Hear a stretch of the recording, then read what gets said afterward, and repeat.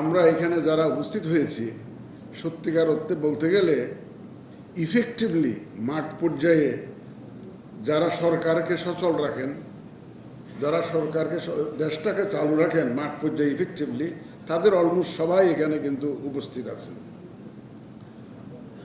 আমরা একটা যুগ সন্ধিক্ষণে দাঁড়িয়ে আছি।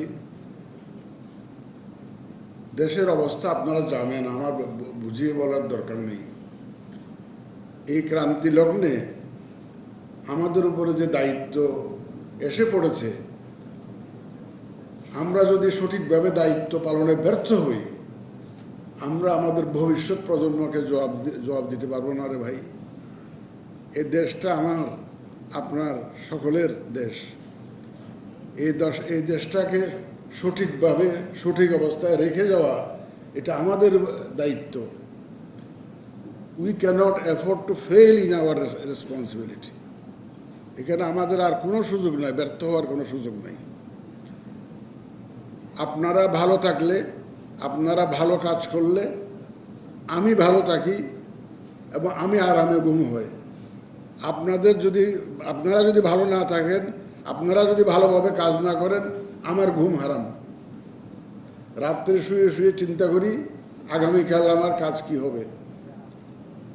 যখন দেখি যে আমার যারা সত্যিকার অর্থে ফিল্ড ফোর্সেস, যারা SCEC আমার অথরিটি ততক্ষণই কাজ করবে যতক্ষণ আপনারা কাজ করবেন।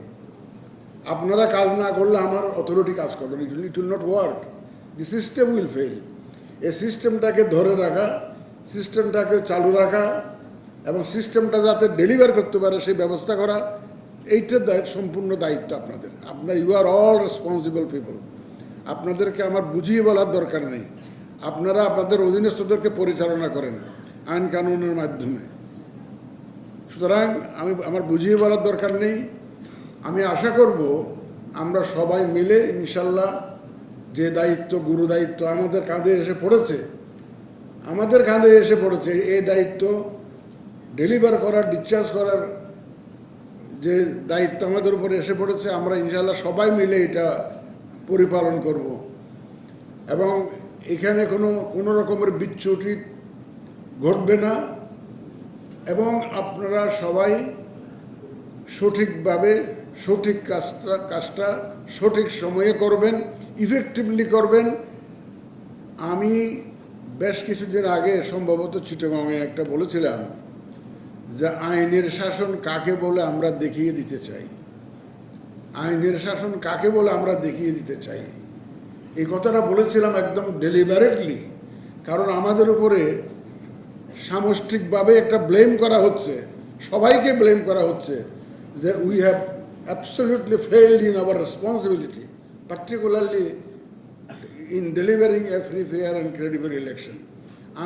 বলা হচ্ছে আমরা নির্বাচন ব্যবস্থাকে ধ্বংস করে দিয়েছি, বলা হচ্ছে আমরা সব যুগসাজশ করে একটা ম্যানেজড ইলেকশন করেছি।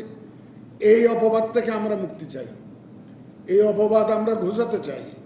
আমরা প্রমাণ করতে চাই যে আমরা সঠিক সুন্দর নির্বাচন করতে পারি এবং এটা একমাত্র আইনের শাসনের মাধ্যমেই সম্ভব।